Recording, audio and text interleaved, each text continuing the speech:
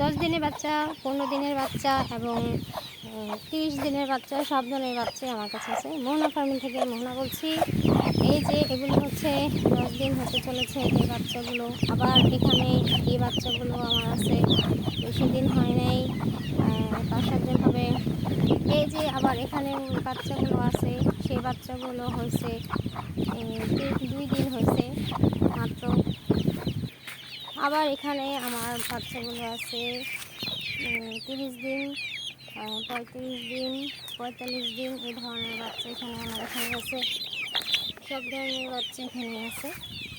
তো মোহনা ফার্মিং থেকে মোহনা বলছি, আমার ঘরের ভিতরে সব ধরনের বাচ্চা অ্যাভেলেবেল আছে।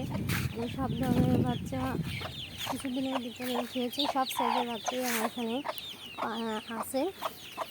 তো আমি এগুলোকে সুন্দর করে বিভিন্নভাবে আটকিয়ে লালন পালন করছি। আপাতত মার সাথে পালন করতেছি।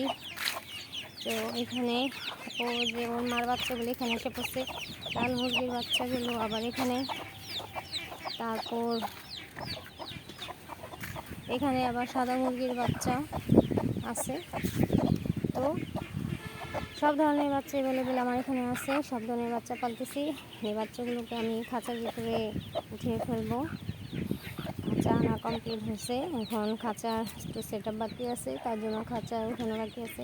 তো আমি কীভাবে মুরগি পালন করতেছি অবশ্যই যদি আপনারা জানতে চান, অবশ্যই আপনারা আমার ভিডিওগুলো দেখবেন। আমার ভিডিওগুলো দেখলে অবশ্যই আপনারা উপকৃত হবেন, কারণ আমি সবগুলোকেই বোর্ডিং কমপ্লিট হয়ে গেছে। একটা বোর্ডিং আনকমপ্লিট নেই, এটা বোর্ডিং পুরোপুরি শেষ, আমার সব ডোজ পর্যন্ত শেষ। ওগুলো অলরেডি একটা বোর্ডিং নতুনভাবে চলতেছে, আর একটা লিভার টনিক চলতেছে, ওটা আমার সব ডোজ চলতেছে, আর এটা আমার সব ডোজ কমপ্লিট সম্পূর্ণরূপে। আমি সব ধরনের কোর্স করি, মুরগিকে পালন করে থাকি। আর এগুলো তো ফাইনালি সবই শেষ, এগুলি আর কি বলবো, এগুলোর কোনো নেই, এগুলো সব ডোজ কমপ্লিট আছে, এটি কোনো নেই।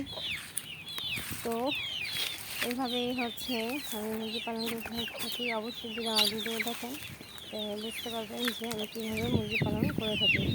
ওকে, খোদা হাফেজ। ভালো থাকবেন, সুস্থ থাকবেন।